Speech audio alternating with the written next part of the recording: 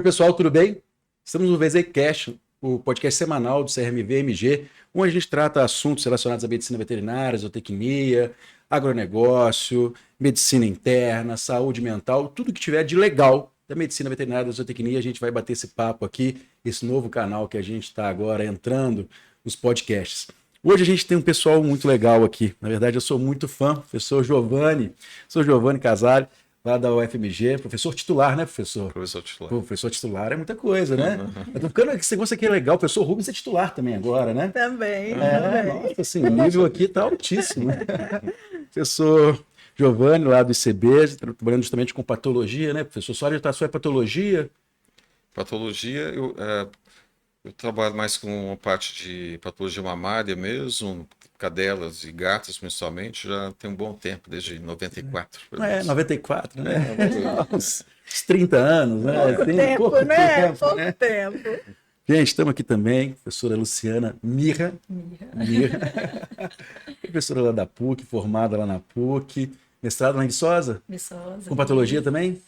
Na área de biologia molecular. Biologia molecular? Isso aí. Que massa. O pessoal da PUC tá tudo bem, né? A gente estava batendo papo aqui, né? É. Thierry, Alisson e companhia, Tudo né? bem, isso aí. O Baiano aposentou? Nada, tá lá Nada, ainda. tá? Tá lá ainda. Ah, muito Firme e bem. forte. E doutora Miriam, né? Nossa querida tesoureira, agora doutora também, né? Pois é. Essa gateira morta. Bom, pessoal, hoje a gente vai bater esse papo sobre tumor de mama. E aí, professor, eu queria perguntar o seguinte, primeiro, como é que a gente fala? Câncer de mama, tumor de mama?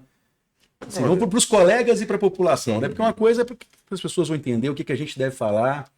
A gente pode falar, às vezes, tumor de mama, mas assim, no sentido de tumor, dentro como professor de patologia geral, a gente fala tumor, qualquer aumento de volume. Uhum. E um tumor pode, na verdade, assim, na base poderia ser um processo inflamatório, mas pode ser um processo hiperplásico, pode ser uma neoplasia benigna ou pode ser uma neoplasia maligna.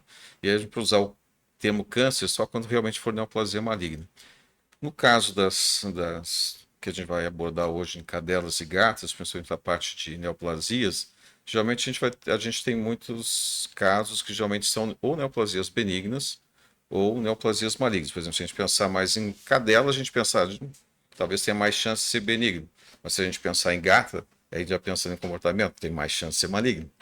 Então, geralmente tem mais chance de ser câncer no caso da gata. Então, mas o termo tumor a gente usa de uma forma geral para né? qualquer aumento de volume da mama.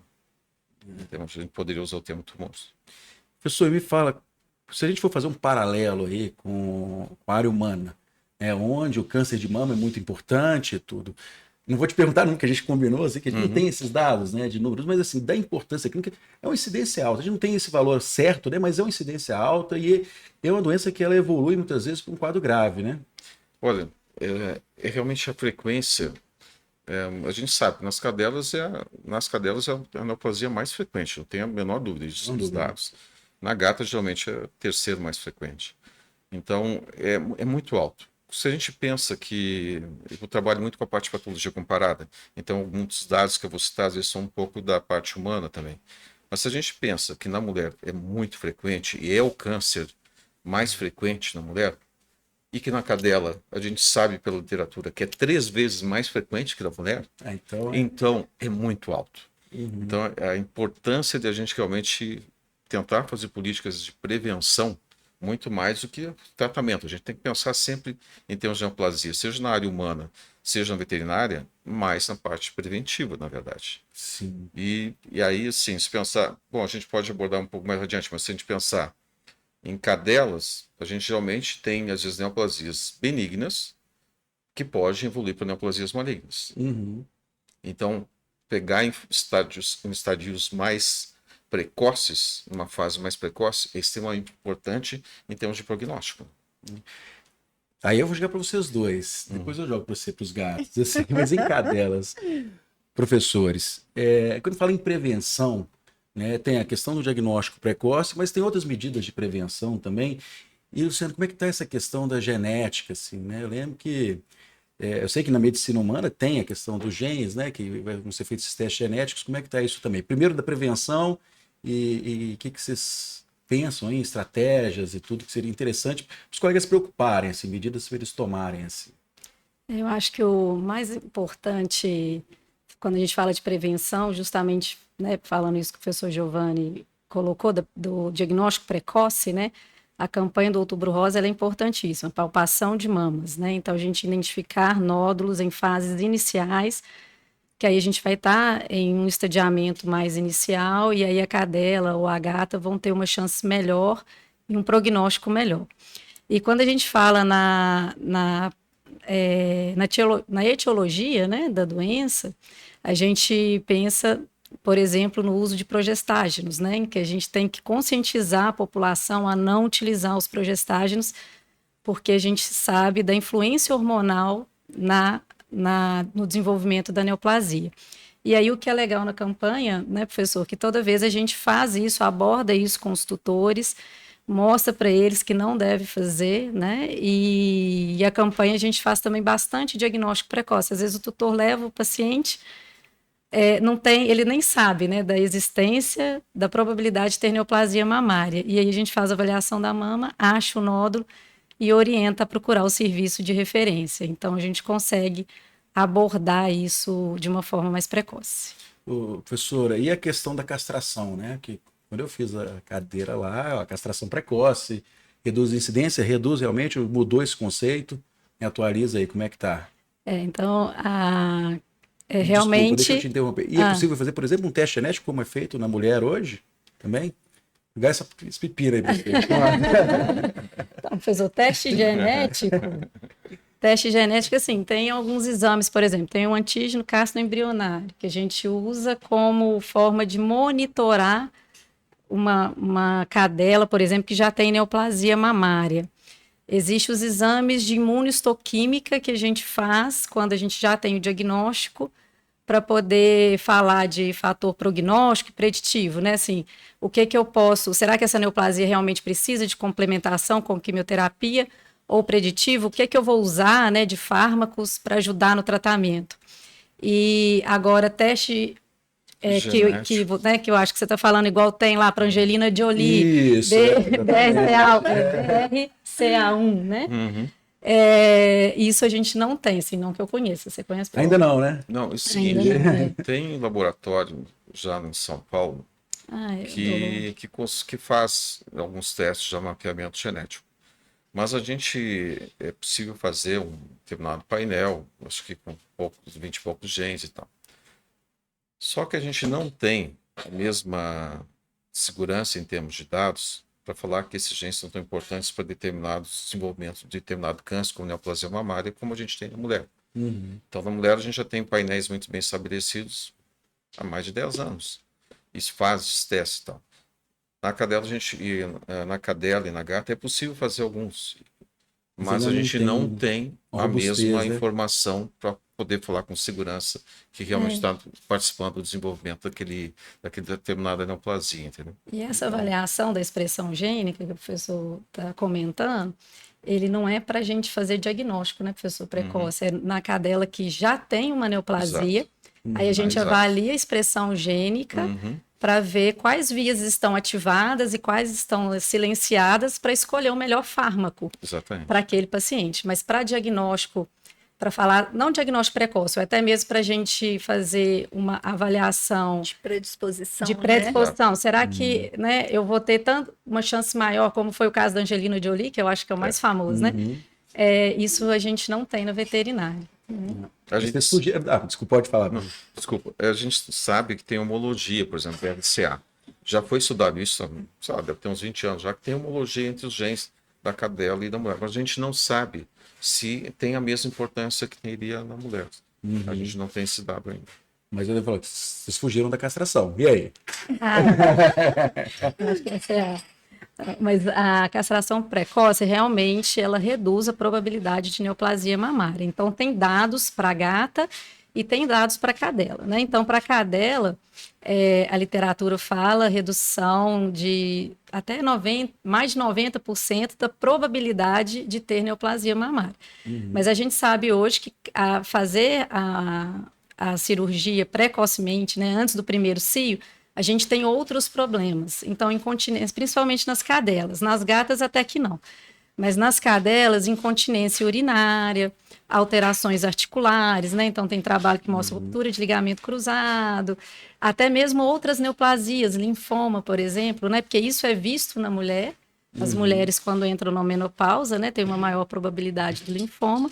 E aí foi feita uma avaliação para ver essa analogia com cadela e realmente a castração precoce poderia aumentar a predisposição do linfoma, por exemplo. Então, hoje é preconizado assim que espere a cadela entrar no primeiro cio, pensando em neoplasia mamária, né, gente? Porque a gente não pode falar isso como isso não é regra, né?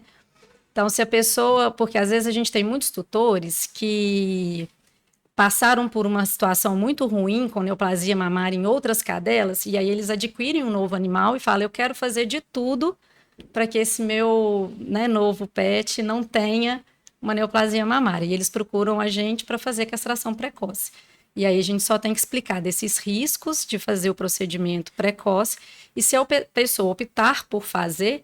aí que seja até o terceiro cio, né? Não depois do terceiro cio, porque aí já não vai ter diferença. E aí nas gatinhas a Miriam pode falar melhor, né? Conta aí. Nas gatas, a preocupação é muito grande, porque mais de 90% dos tumores, eles são malignos, né? Então, às vezes a gente palpa, assim, um carocinho do tamanho de meio grão de feijão. E aquilo ali já vai reverter num câncer maligno, e muitas vezes nós vamos ter que fazer, muitas vezes não, todas as vezes a indicação vai ser a gente fazer uma mastectomia radical bilateral. Então, as gatas, elas têm 4 pares de mama, né? As cachorras têm 5, e as gatinhas com nódulo pequenininho, por essa alta incidência, né, de malignidade, alto comportamento metastático desse tipo de tumor, a gente tem que tirar todas as mamas, né? Seria a mastectomia radical bilateral. Às vezes a gente faz em 2 tempos, né? Porque a cicatrização ali é bem complexo, porque é uma cirurgia muito invasiva, mas pensa bem, um carocinho de nada, a gente já vai ter que fazer essa abordagem muito ampla. E para as gatas, a literatura fala para a gente que se a gente fizer a castração antes dos 6 meses, a gente tem uma possibilidade de prevenção de, em média, 91%. Então, nas cadelas, a gente não tem, né, essa relação tão íntima com essa malignidade na maioria dos casos. Como na gata a gente tem, então, realmente, a gente vê essa castração precoce aí como precoce, né, mais ou menos ali com 5 meses e meio, 6 meses, eu vejo como uma boa medida.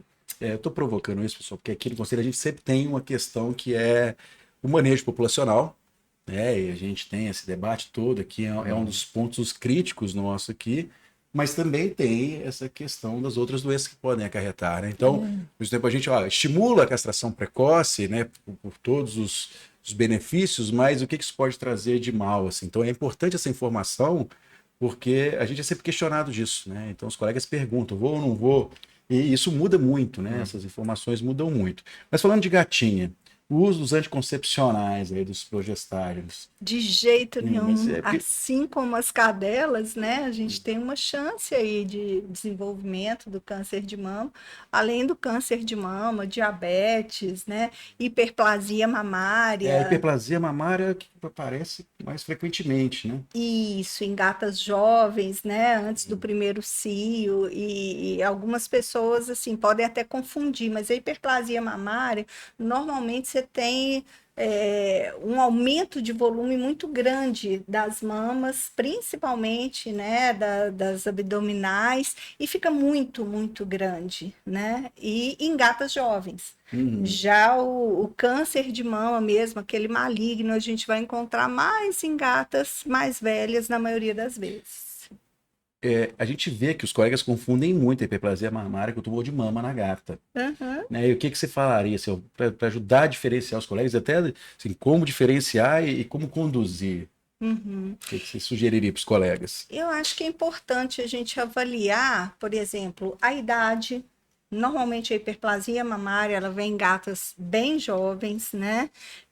O uso de progestágeno, então, usou direto progestágeno, e a gente tem um aumento de volume muito robusto, porque o câncer de mama, os tutores de gato, Bruno, eles são tão delicados e minuciosos, né, no dia a dia da rotina dos gatos, que qualquer coisinha eles já percebem e eles já levam para o veterinário, né?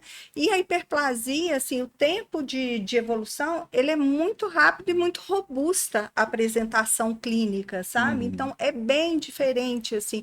E o tutor, ele fala assim, nossa, mãe, apareceu desse tamanho, e acha que é um câncer de mama, sabe? E já o câncer de mama mesmo, às vezes a gente vê nódulos pequenos mesmo, né? A hiperplasia mamária, você pode ver uma mama de uma gata chegando a 10 centímetros, mais ou menos. Então, Enorme, é muito ela se lambe, robusto. chega lá aquela confusão, né? Sim, dói, porque imagina, né? Você vai distensionar esse tecido todo. Então, assim, do ponto de vista, né? Talvez o tutor tenha mais dificuldade com isso, mas o veterinário é bem diferente a apresentação, sabe? Fica bem volumosa mesmo no caso da hiperplasia. E eu acho bacana comentar também que nos gatinhos, o pessoal, às vezes, quando é jovem, não sabe diferenciar macho de fêmea, né? Vai lá e aplica no machinho. Aí a gente tem uma maior probabilidade de neoplasia, né, mamária no gatinho macho e também das hiperplasias, né? Que acaba que isso, né, acontece, infelizmente. É legal falar isso, né, Luciano? Porque todo mundo fala câncer de mama, sempre em lembra só fêmeas, né? fêmea. Porque é muito focado câncer de mama em mulher. E é raro, mas pode Mas acontecer. pode. E o uso de progestágeno aí, ele seria um fator, né, que implicaria nisso naqueles gatinhos bem pequenininhos. Bom, professores, agora é o seguinte, né? Você já deu uma adiantada aí, Luciano. Porque a gente vê, e a gente está pegando uma transição dos colegas, aqueles colegas mais antigos estão muito acostumados com aquelas rotinas, né? Que tratavam sempre da mesma forma, isso é muito comum nos nossos processos éticos, né? Passou isso há 30 anos e sempre deu certo e tudo. E um dos pontos que chegam para a gente percebe é justamente, faz a retirada do tumor de mama. Faz a quimio ou não faz? Agora a gente está vendo, né, o número de oncologistas aumentando e tudo, mas também, por outro lado, tem aqueles colegas que não fazem. Como é que está essa questão do tratamento depois da cirurgia, né? Você falou a questão da avaliação com imunohistoquímico, o que vocês indicam para os colegas em relação a isso? Eu também já tenho um tempinho de formada, né? E aí eu acho que eu peguei as duas fases, né, da veterinária, assim. Quando a gente não tem, antigamente, nem sempre mandava o material para o histopatológico, que eu acho que é o essencial, né, professor, que não pode nunca faltar. E hoje a gente faz até avaliação de expressão gênica, né? Então as coisas assim mudaram muito, graças a Deus. Então eu acho que quando a gente aborda uma neoplasia mamária, dependendo do histopatológico, é que a gente vai, nas cadelas, é que a gente vai decidir, nas gatinhas também, né? Se a gente vai fazer a complementação com quimioterapia ou não. Então, tem informações nesse histopatológico para a gente avaliar, por exemplo, o índice mitótico, tipo, né? Que aí o professor vai falar com muito mais propriedade do que eu. A clínica, a gente faz o estadiamento do paciente, da neoplasia, né? Então, a gente classifica a neoplasia em estadiamento na cadela de 1 a 5. Então, os estadiamentos 4 e 5, eles são mais graves, então, né, eles requerem... Você consegue falar rapidamente aí pra complementação. Gente? Ou então sugerir uma literatura para os colegas, os trabalhos? Consenso de mama. Consenso de mama. Então já vamos deixar disponível lá na descrição, viu, Natália? Já deixem disponível. Lá tem, no último que saiu, né, tá gata e cadela juntos, então tem o estadiamento da cadela e da gata, e agora o professor está fazendo uma nova reunião, né, professor, que deve vir um novo consenso, né? A gente vai fazer o congresso... vai ser o novo encontro de patologia mamária, dia 5 e 6 de outubro, mas também o primeiro congresso latino-americano de patologia mamária. A gente vai fazer o evento junto, nesse dia 5 e 6 de outubro. E aí a gente deve, cada consenso, a gente sempre tem um encontro de mama, a gente volta, a gente está no caminho certo, Uhum. E qual é a ideia do consenso? Sempre desde que começou lá em 2010. O primeiro consenso foi em 2010. É juntar quem trabalha com mama. É o patologista, é o clínico, é o cirurgião, é o oncologista, porque todos têm que conversar e tem que ter a mesma linguagem. A gente tem que falar junto, porque o objetivo final é tratar o animal, Uhum. né? É tentar realmente curar aquela neoplasia e tal, curar aquele paciente que tem neoplasia. Então, é importante essa conversa. Nesse consenso agora, porque esse próximo, a gente deve abordar mais os chamados carcinomas, que é um chamado de carcinomas sólidos. E porque eles têm um arranjo, uma proliferação de células que formam o que a gente fala em patologia, uma linguagem, é um lençol, um manto de células, não tem formação de túbulos, não tem lumen. Então, isso era considerado como uma entidade única. E a gente viu por trabalhos do nosso grupo que, na verdade, são 6, 7 tipos de tumores diferentes. E a gente estava tratando tudo igual. E por isso que às vezes não respondia aquele tratamento. Então a gente quer agora, nesse consenso, como que a gente vai abordar isso na patologia e vamos tentar fazer isso, a descrição melhor em termos de critérios morfológicos e talvez imunistoquímicos, para dar informação para o clínico e dizer, olha, isso aqui, na verdade, esse carcinoma que tem um arranjo sólido, ele é um adenomioptelioma, ele é um mioptelioma, ele é um carcinoma apenas constituído por células epiteliais. E aí o clínico depois vai tentar verificar qual o tratamento mais específico que eu vou fazer para isso. Então, esse é o objetivo do consenso, é a gente conversar, a patologia traz algumas informações que a gente tem da parte de morfológica, imunistoquímica e tal, e vamos tentar conversar com o clínico. Como é que a gente vai abordar esse caso? A gente não pode abordar tudo do mesmo jeito. Então, essa conversa entre patologistas, clínicos, cirurgiões, oncologistas, é essencial. Entendeu? Não pode haver distância entre um patologista e um oncologista. Uhum. Eles têm que conversar, entendeu? O clínico, o cirurgião, a gente tem que conversar. E nesse próximo consenso a gente vai tentar focar mais nesses carcinomas com arranjo sólido, que a gente não sabia até pouco o que era. Então a gente está aprendendo muito sempre. A gente está sempre buscando, e é incrível que depois de desde mais de 30 anos trabalhando, quase 30 anos trabalhando nessa área, então a gente está sempre aprendendo muito. Novidade o tempo todo. Professor, uma coisa que é novidade, pelo menos ver no meio acadêmico, é a utilização dos consensos, né? Então, assim, apesar de já ter há 10 anos fazendo um consenso, a gente está vendo agora se falar muito de consenso de vacina, consenso de dor, consenso, né? Os consensos agora estão aparecendo mais, né? Do Vassava, do Arra, da Akivin, diferentes, qual que é a entidade que está fazendo os consensos? A gente segue muito as publicações da Associação Americana, né? Mas aí eles estão sempre pela AFP, mas eles estão sempre bem ajustados ali com Vassava mesmo. O que eu vou te pedir, professor, para você contar como que é feita a construção de um consenso, para os colegas entenderem que é diferente de um trabalho experimental e de um consenso, a diferença do peso científico disso, de evidência, que os colegas às vezes não sabem. Às vezes eles vão pegar um trabalho com um N pequeno, às vezes uma revisão de literatura e não buscam um consenso, né, que tem uma robustez científica muito grande. Conta um pouquinho, como é que se constrói um consenso, como que é definido isso, porque eu sei que tem muita gente que não entende muito bem o papel dos consensos. Olha, o primeiro consenso que eu realizei, eu acho que foi muito, falando muito informalmente, muito na cara de pau mesmo, porque eu não tinha dinheiro nenhum para chamar as pessoas, eu não tinha recurso nenhum. E eu liguei para cada pessoa que eu achava que trabalhava com a parte de mama, que tinha experiência, seja patologista, clínico, cirurgião, oncologista, e convidei mesmo o professor Dalek, por exemplo, quase todo mundo conhece o professor Dalek, né? A professora Alessi, a professora Renê, e assim fui convidando várias pessoas, eles, olha, às vezes não conhecia a pessoa, ligava e falava assim, olha, eu estou querendo discutir sobre parte de mama, extremamente importante, mas a gente tem diagnósticos às vezes diferentes, mesmo a patologia, a gente não tem ainda como um protocolo para tratamento, vamos reunir para discutir isso e tal. E eu ligava, só que eu não tenho dinheiro para pagar a tua passagem de hospedagem. Aceita participar? E a gente realizou, e nessa sala. foi primeiro consenso, Legal. graças ao apoio do conselho, Legal. que apoiou e a gente realizou nessa sala e a gente reuniu, para o primeiro consenso, a gente reuniu mais de 80 pessoas aqui. Que legal. Então agradeço o apoio do CRMV por ter, na época, Ó, cedido isso a eu sala. não sabia, não. O professor Nivaldo que Então, foi responsável, né? exatamente. Então, fizemos e cada um trouxe a sua experiência.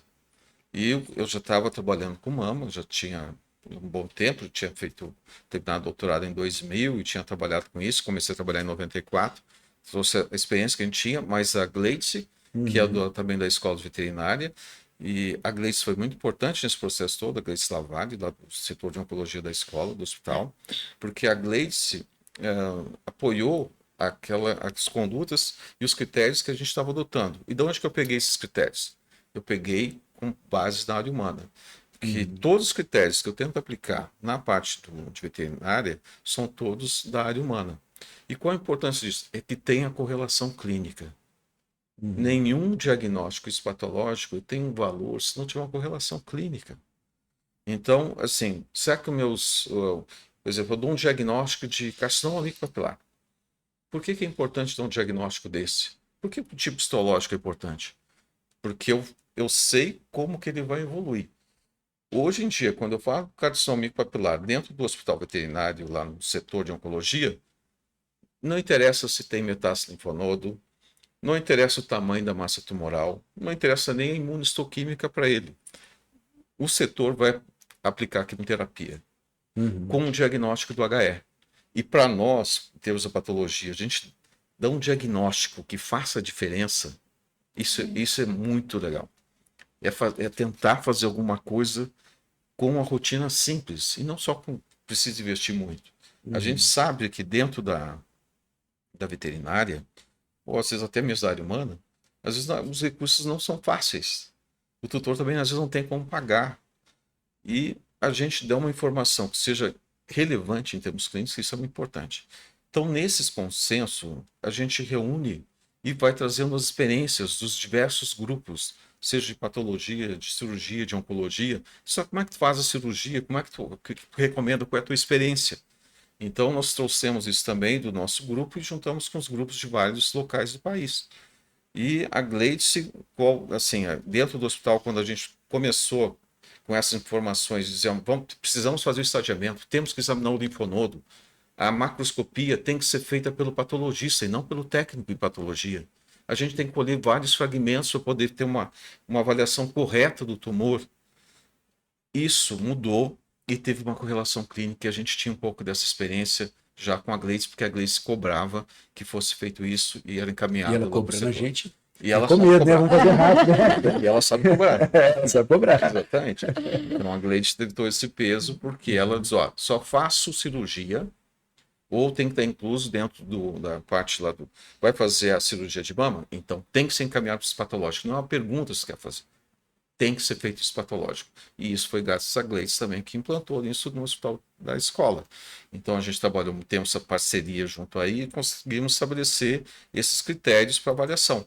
E a gente trouxe essa experiência e com a experiência dos outros professores, profissionais de outros locais, de outras universidades e tal, a gente compilou isso e só vamos tentar fazer desse jeito, então vamos seguir isso, vamos tentar aplicar. E aí, no consenso, o outro segundo que teve diz, olha, a gente aplicou esses critérios, mas o que não está dando certo aqui?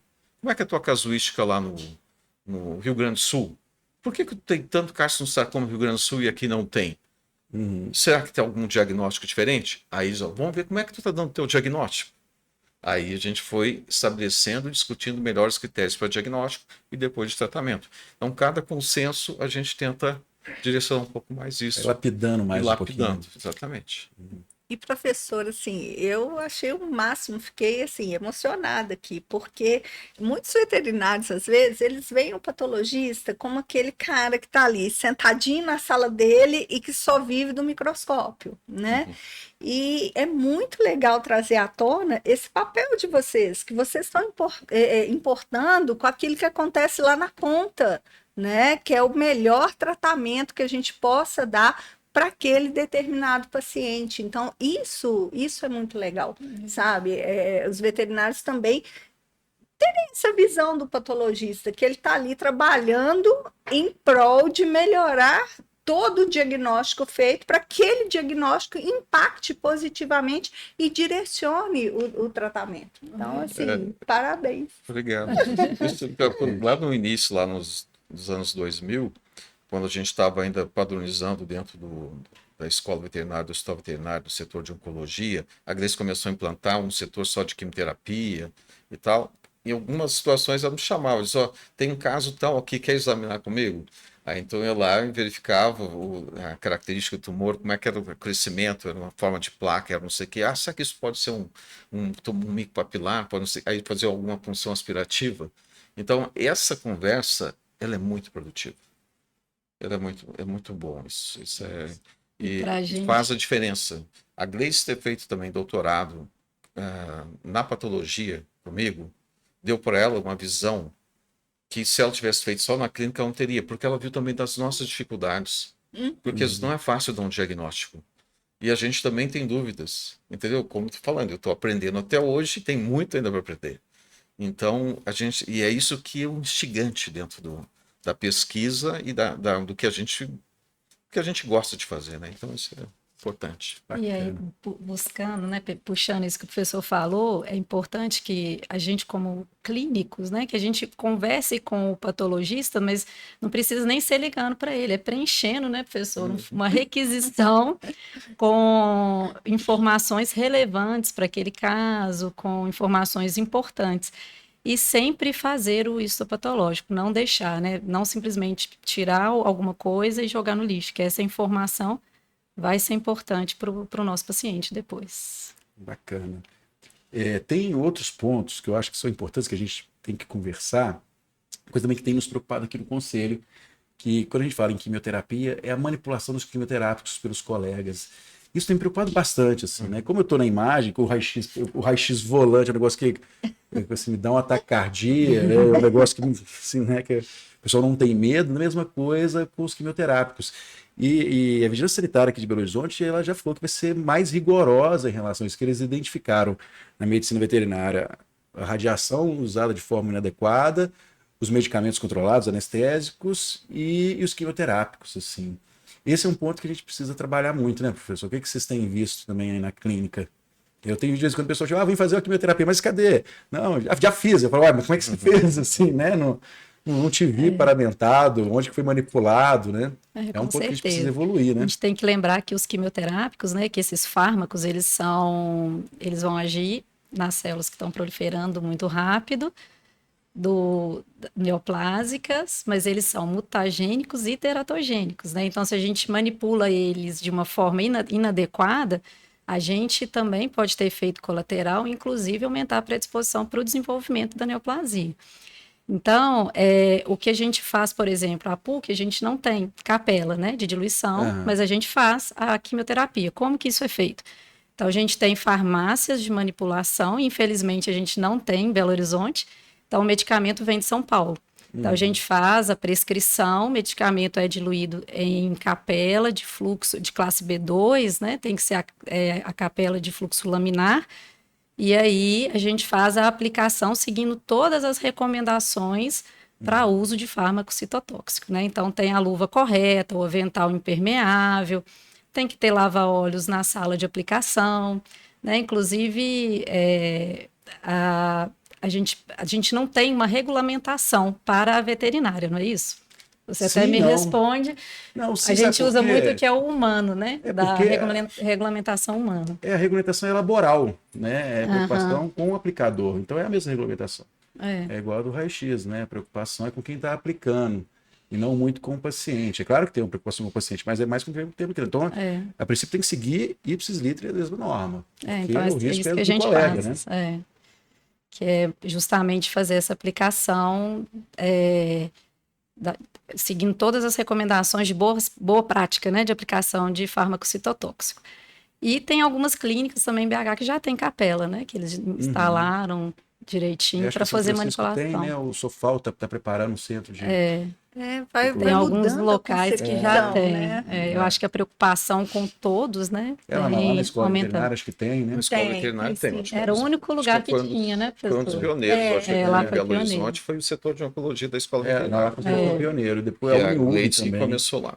A Uniub eu tem, o acho. Renato lá em Uberaba tem um centro com uma farmacêutica dedicada, o setor é separado, assim, só de manipulação, é bem Na legal também. UFO também, né? na O UFO centro também de tem. oncologia ficou muito bacana, Foi né? até a tese Todo de es- doutorado. né? Isso, foi a tese de doutorado, e sim, todo muito bem estruturado, então são as mudanças de concepção, né? À medida que a gente vai conversando dos problemas, né?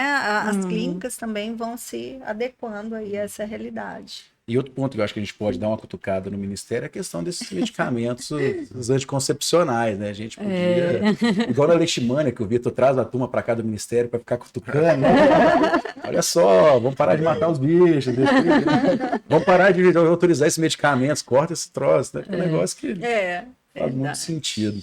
E o Outubro Rosa? Como é que é, professor? Fala aí pra gente, assim, vamos, agora é hora da gente vender o peixe do Outubro Rosa, mobilizar os colegas, né, que é muito importante. Como é que é o evento? O que vocês estão pensando? Vamos contar para todo mundo e chamar os colegas para participar com a gente. Bom, eu vou aproveitar e contar um pouquinho de história, né? Então, Claro, ótimo. ó, o Outubro Rosa Isso tá com o seu gaúcho, pessoal. Você pode ficar falando aqui o tempo todo, assim. Hoje é o dia do gaúcho, né? São Farroupilha. Galdérios, né? Aí é o seguinte, ó, o Outubro Rosa foi muito interessante. Como eu falei anteriormente, eu comecei a trabalhar com parte de mama em 94, pensando no que eu ia fazer no doutorado. E aí surgiu a ideia de primeiro fazer eu ia fazer só um artigo, eu estava discutindo, para ter uma ideia, eu estava dando aula para o Roberto Guedes, que eu fui professor dele na pós-graduação. Em 94 você tinha estande de câncer de mama já? Já. O caso é o seguinte, aí eu fui fazer, eu disse, puxa, mas tem muita, a gente sabia, tinha muita neoplasia de mama. Uhum. E o Roberto apresentou um seminário para a gente na disciplina que eu coordenava, sobre citologia de tumor de mama. E disse, puxa, aí estava o Tuduri também, Eduardo Tuduri, fazendo disciplina, eu dei aula para os dois. Eu disse, puxa, mas tem tanto tumor de mama e ninguém estuda nada. Ninguém faz nada. E aí, o que acontece com uma parte dos casos? Joga-se fora. Faz exército da massa tumoral e joga no lixo. Eventualmente, alguém pegava um fragmento, por curiosidade, e mandava para a patologia. Um fragmento acaso, o cirurgião mesmo retirava. Eu disse, puxa, isso pode dar uma ideia, porque eu não tinha doutorado na época. E já dava aula para pós-graduação. Aí eu resolvi fazer um trabalho nessa parte de mama. Quando eu comecei a fazer pesquisa, eu vi um trabalho de 1963 da OMS, propondo essas neoplasias como modelo para o estudo de câncer de mama humano. As neoplasias das cadelas. Das cadelas. Legal. E eu achei muito legal essa ideia. E eu vou fazer um projeto da parte de patologia mamária comparada. Fui procurar o professor Hernani, mas o professor Hernani não tinha doutorado. O professor Hernani estava fazendo doutorado. E eu acabei procurando na medicina, e lá tinha uma professora que tinha um laboratório de patologia mamária.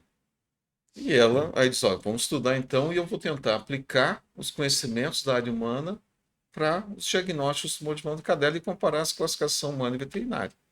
E aí, seguindo essa linha de marcador prognóstico e tal, aplicado nessa parte, fui para Portugal e tudo mais, onde trabalhei com outro especialista de câncer de mama. Os dois professores, eles estão na classificação mundial do câncer de mama humano, que é o professor Lenin Sigob e o professor Fernando Schmidt. Então, eu tive muita sorte de ser orientado por duas pessoas excelentes. E nisso, eu depois defendi o doutorado, eu comecei a dar aula de fisioterapia. E aí eu fui dar aula de fisioterapia e surgiu uma ideia, uma oportunidade de coordenar um projeto no Hospital das Clínicas de câncer de mama nas mulheres. E em 2003 eu estava coordenando um projeto no pós-cirúrgico de câncer de mama nas mulheres no Hospital das Clínicas. E muitos perguntavam, o que tu está fazendo aqui?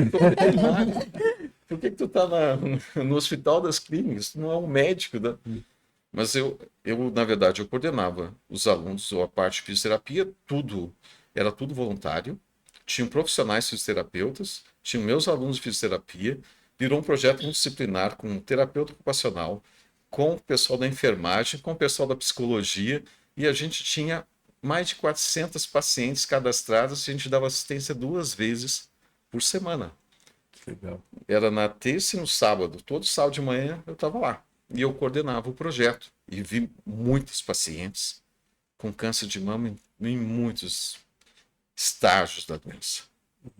E aquilo era muito... Foi um aprendizado de vida. Não foi só um aprendizado em termos de mama e tal. Foi um aprendizado de vida. Era muito legal. De conviver com aquelas pacientes e poder fazer alguma coisa. Meus alunos, eles tinham prazer de ir para lá e auxiliar. E nesse contato todo com a parte humana, então, eles tinham parte de prevenção e as campanhas de prevenção do Outubro Rosa, que é muito forte na área humana há muitos anos. Quando eu depois, ainda estava lá no projeto, e assumi a presidência da Associação Brasileira de Patologia Veterinária, eu disse, Isso foi que porque 2014. Aham. Eu disse, então, por que não trazer a campanha para os animais também, se a gente sabe que também a frequência é muito alta? E como eu estava como presidente, ficava mais fácil também, às vezes, a comunicação, e a própria BPV, eu poderia, né, via a BPV, apoiar essa campanha com os meus colegas, e fui procurar a Associação Brasileira de Oncologia Veterinária, a Anclivepa, lembro, na época isso foi também a ABFEL, e fui tentar depois convencer aqui o CRMV, o professor Nivaldo, mas o professor Nivaldo já me conhecia, então eu fui aluno do professor Nivaldo na pós-graduação. E diz, é importante a gente tentar fazer isso, simular a mulher. A gente fiz um logo, para a campanha, com um lacinho, só que com as patinhas da cadela, da gata, fizemos todos e fizemos mostrar por que era importante essa prevenção e a frequência que era muito alta. E o CRMV apoiou a gente, começou a divulgar. Depois eu tive que convencer o Conselho Federal. Para o Conselho Federal, além de mandar os e-mails, eu liguei para conversar e para tentar convencer de que aquilo era importante. Depois eu comecei a entrar em contato com pessoas do país todo e fizemos um folder, nosso grupo fez um folder, distribuímos parte do arquivo do folder para todo mundo e fizemos uma campanha. Mas, sim, não foi fácil tentar agregar todo mundo nessa primeira fase. Mesmo no segundo e terceiro ano, depois ainda tinha que continuar um pouco do convencimento. Olha, vamos fazer esse ano de novo, vai ser tal data e tal. E hoje em dia, o Outubro Rosa já é uma realidade que a gente não precisa mais convencer as pessoas de que aquilo é importante. Então, muitos locais do país já fazem isso mesmo. E a gente agora tem adotado, e eu gosto muito dessa parte de agregar, e a gente fez no ano passado, e mesmo na pandemia nós reunimos gente de todo o país, fizemos um evento online. E no ano passado, resolvemos fazer aqui dentro de Minas mesmo, unindo o FMG, PUC, Newton Paiva, UNA, estou esquecendo. Unipac. Unipac, no Conselho da FAET. Então, assim, fizemos um evento único, assim, com a mesma divulgação. Nós vamos fazer tal data e vamos divulgar na TV, na rádio, vamos passar para o CRMV as datas. E esse ano a gente vai, de novo, agregar todas essas faculdades e vamos fazer no dia 28 de outubro, o último sábado do mês de outubro. E temos de mais gente entrar das faculdades? Todo mundo que quiser entrar é bem-vindo. São só 70 no estado, 74. Não, é o seguinte, todo mundo que quiser entrar é bem-vindo. Por quê? Porque assim, a divulgação, sendo uma divulgação única, um evento forte, e a gente levando isso à população, mais tutores vão levar os seus animais e a gente vai poder orientar. E a Miriam até pode falar melhor depois, mas assim, a orientação, a gente não vai tratar o animal. A gente vai orientar e verificar, olha, o teu animal pode estar com problema e tal, mas aí tu vai levar no teu veterinário, naquele que costuma levar. Nós não vamos tratar nem recomendar, olha, leva na escola de veterinário do FMG. Não, cada um leva naquele veterinário que realmente já está acostumado e tal. Então, é essa ideia da orientação e da conscientização. E mesmo que a pessoa, às vezes, não vá levar o seu animal, não possa levar, às vezes, para alguma, sei lá, em termos de dificuldades, importante é orientar o tutor de que aquilo é importante, de fazer uma palpação, de acompanhar o animal.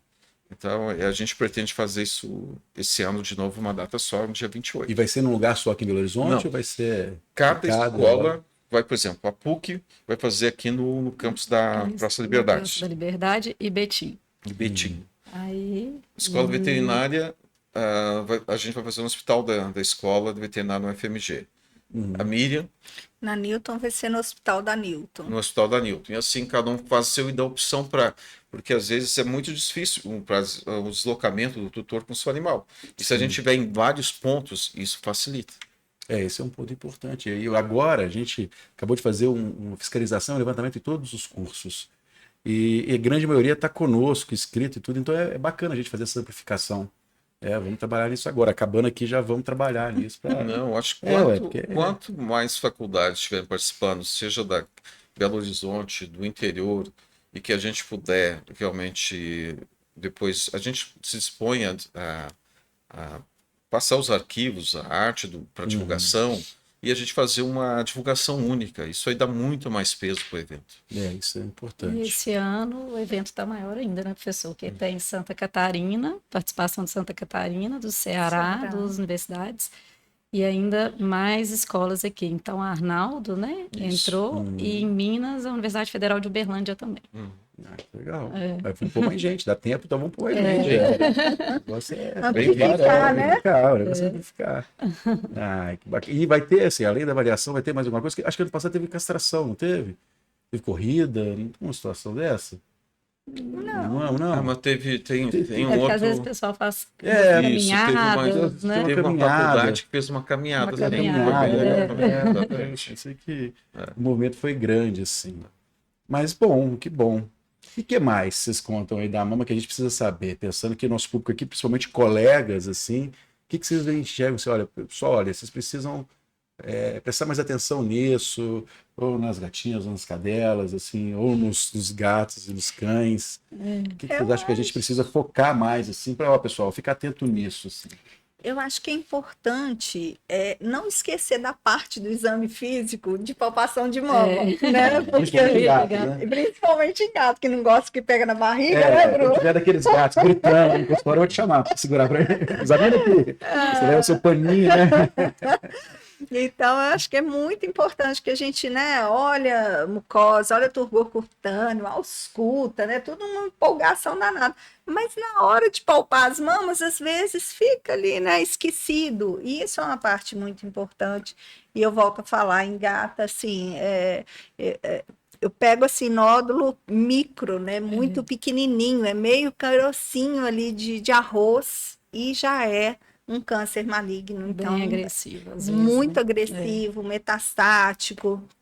Então, assim, para a gente evitar, né, esses problemas, quanto mais precocemente o veterinário diagnosticar e também ensinar, né, que é o foco da campanha, ensinar o próprio tutor que está ali todo dia fazendo carinho, palpa todo dia, viu qualquer coisinha, já leva para o veterinário de confiança para a gente realmente, assim, tentar, quanto mais precocemente, né, às vezes a gente vai ter maior chance de sucesso na propedêutica terapêutica. Legal. E nas cadelas, como é a neoplasia mais comum, tem que, a classe veterinária, assim, foi vacinar, palpe a mama, não esqueça, né?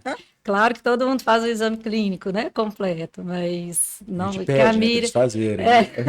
não que igual a Miriam falou, né, não esquecer da cadeia mamária. Então, os residentes, né, às vezes brincam e falam assim, ai meu Deus do céu, depois do Outubro Rosa, todo mundo agora, a cadela vem vacinar, a gente acha tumor de mama, não é possível, porque justamente aumenta, né, esse cuidado com a mama. Então, a campanha é legal até nisso, até na conscientização dos próprios veterinários, não só dos tutores, né?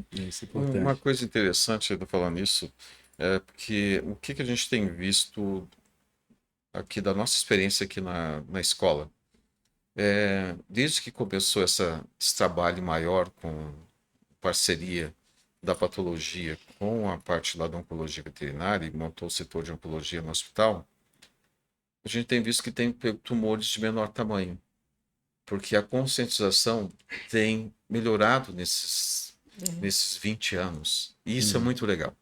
a gente vê que tem uma conscientização e que as pessoas estão levando mais precocemente os animais, ou estão tomando mais cuidado. Então, a chance de que a gente possa curar esse paciente é muito maior. Porque mesmo na cadela, embora, por exemplo, na gata, as neoplasias geralmente têm um comportamento mais agressivo, a maior parte delas são malignas. Só que do levantamento que a gente tem, eu mesmo fiquei surpreso, porque alguns anos atrás a gente fez um levantamento de material do nosso laboratório de cerca de 1.600 casos e a gente tinha 85% dos casos malignos. Então, na cadela também, a maior parte das neoplasias são malignas, só que na gata elas são um pouco mais agressivas ainda. Na cadela, os tumores mais frequentes são os carcinomas em tumores mistos e, no geral, eles têm um melhor prognóstico. Então, essa é a diferença. Mas a gente tem que observar muito bem, porque mesmo no caso desses daí da cadela, alguns tumores, eles podem evoluir para parte de malignidade. E algum desses casos carcinomas em tumores mistos, eventualmente pode ter metástase. E é isso que a gente procura também. Quais casos? Quais são os parâmetros que eu tenho que observar melhor como patologista para saber que esse caso, o oncologista tem que tratar diferente? Entendeu? Então, é nessa linha que a gente tem que trabalhar, o patologista da área oncológica, ele tem que trabalhar. Ele tem que trabalhar pensando na informação que ele vai dar para o oncologista, para saber como vai direcionar.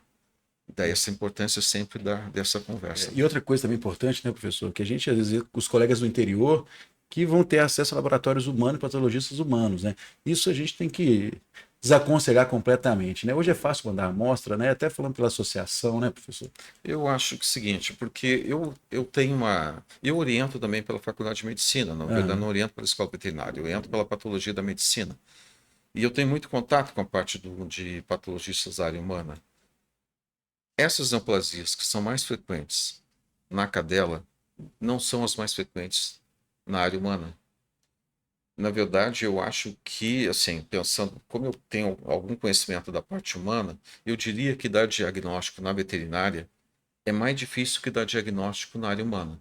Porque os tumores, por exemplo, que são mais frequentes na cadela, são os carcinomas em tumores mistos, eles são extremamente raros na mulher, são chamados carcinomas metaplásicos, e são extremamente raros.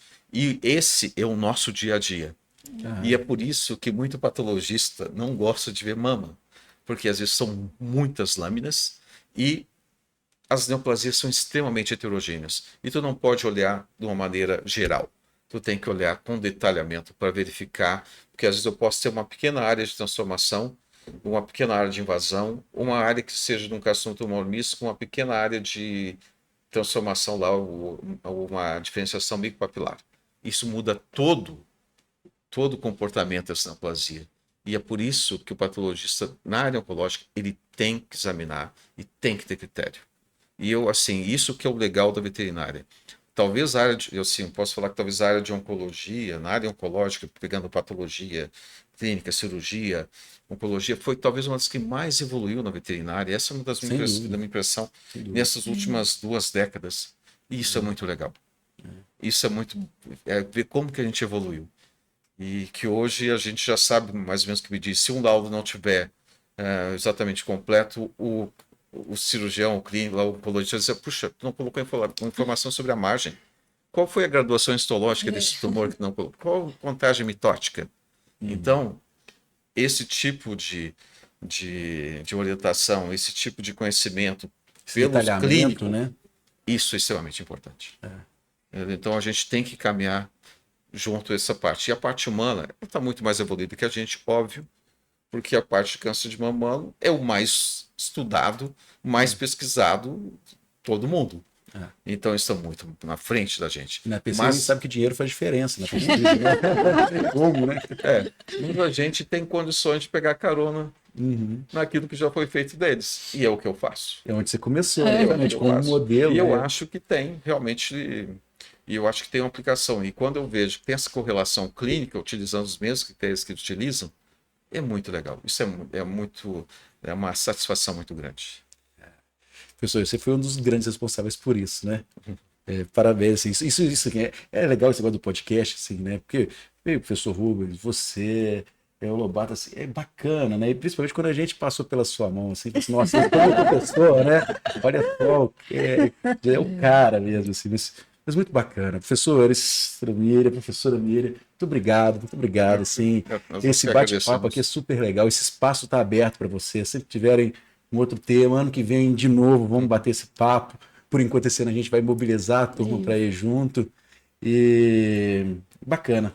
Eu adoro, isso é uma aula para mim, toda vez é uma aula, assim.